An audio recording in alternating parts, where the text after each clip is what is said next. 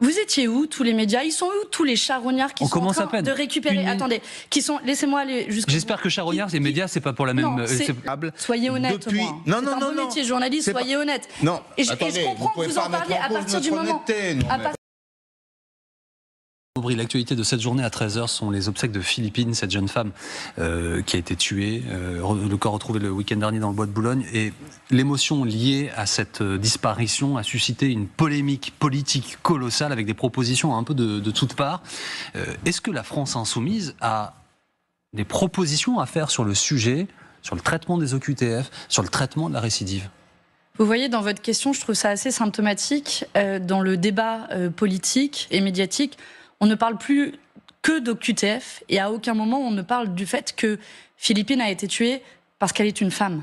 Elle a été d'abord violée, puis tuée, comme il y a eu trop de féminicides depuis le début de l'année. Et évidemment, en ce jour des obsèques, je voudrais avoir une pensée pour sa famille et ses proches. Pardon, mais la polémique, elle n'est pas liée. Le féminicide est traité à chaque fois qu'il doit être traité dans les médias. En tout cas, c'est fait ici. Mais voyez, la polémique politique, Madame Aubry, ce que je disais, la polémique politique, vous ne pouvez pas le nier, elle n'est pas sur la question du féminicide. Mais justement... Vous étiez où, tous les médias? Ils sont où, tous les charognards qui sont en train de récupérer... Attendez, qui sont... Laissez-moi aller jusqu'au... J'espère que charognards, les médias, c'est pas pour la même... Non, là, c'est de l'extrême droite dont je parle. Très bien. Qui sont en train de récupérer un drame horrible et abominable. Je vous le disais, Philippine, elle a été tuée parce qu'elle est une femme.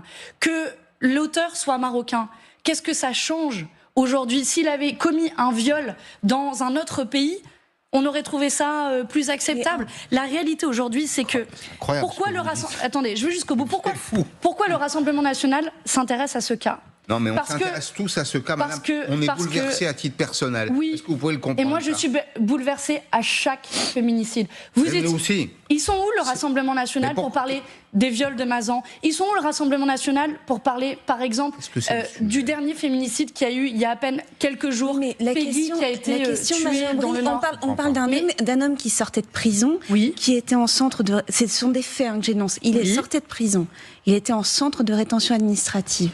Il a été libéré de ce centre de rétention administrative et il commet ce crime. Alors, c'est un suspect pour l'instant. Il aurait commis ce crime 2 semaines après être sorti de centre de rétention administrative, alors que le Maroc avait envoyé son laissez-passer consulaire, mais la personne en question était dans la nature. C'est un sujet, ça existe ce sujet, je ne l'invente pas. Et vous avez tout à fait raison de dire qu'il n'aurait pas dû être dans la nature, il n'aurait pas dû être relâché, il n'aurait pas dû commettre une récidive. Mais le sujet ici, c'est le fait qu'il ait commis une récidive, c'est le fait qu'il s'en soit pris à Philippine en tant que femme. Et permettez-moi juste d'insister là-dessus, parce que moi, je trouve vraiment insupportable la manière dont l'extrême droite est en train de récupérer ce drame absolument abject et horrible. La seule raison pour laquelle le Rassemblement national s'intéresse à ce cas, c'est parce que l'auteur est marocain. Et je vous le redis, où est-ce qu'était l'extrême droite à chacun des plus de 100 féminicides qui ont eu lieu depuis le début de l'année? Où est-ce qu'était l'extrême droite? Où est-ce qu'était l'extrême droite? Je termine. Où est-ce qu'était l'extrême droite quand il s'agissait de parler des viols de Mazan? Où est-ce qu'était l'extrême droite quand il s'agissait de parler des 100 féminicides depuis le début de l'année? Où est-ce qu'était l'extrême droite quand on demande des moyens de lutte contre les violences sexuelles? Avec cette affaire-là, c'est que la gauche, une partie de la gauche a bougé.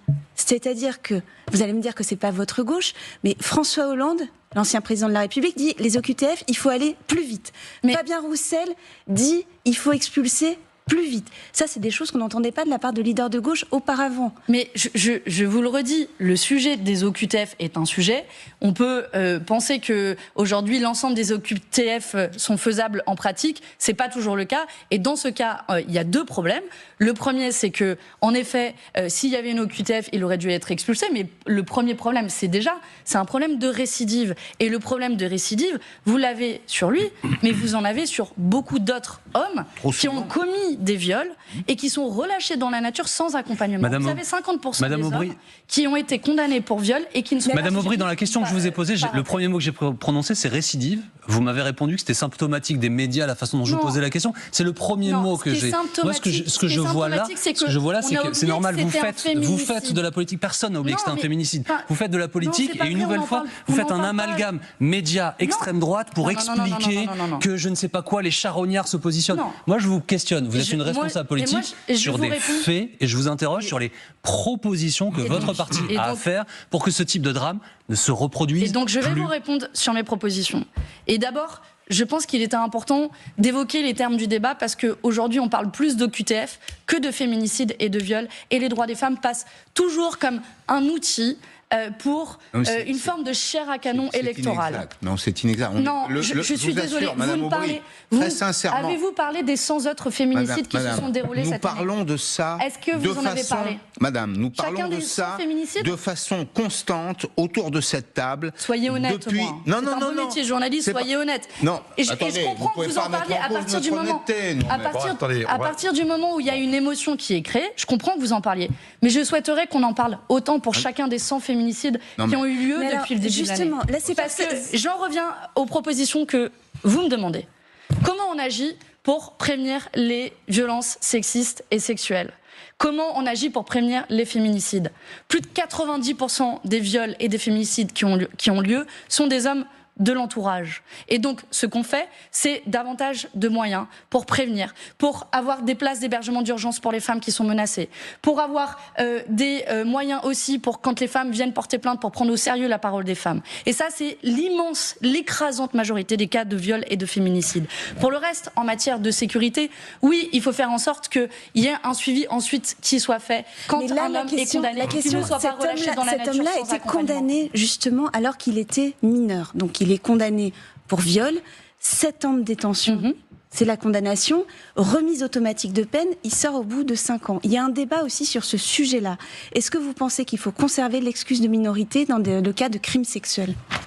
Mais écoutez, quand on est un mineur, dans le droit français et dans la plupart des droits, vous êtes traité de manière différente par la justice. Est-ce que ça excuse ? Est-ce que ça enlève votre culpabilité ? La réponse est non. Et la preuve est, c'est que vous pouvez être condamné à de la prison ferme. Donc il a été condamné à de la prison ferme. C'est normal quand vous commettez un viol.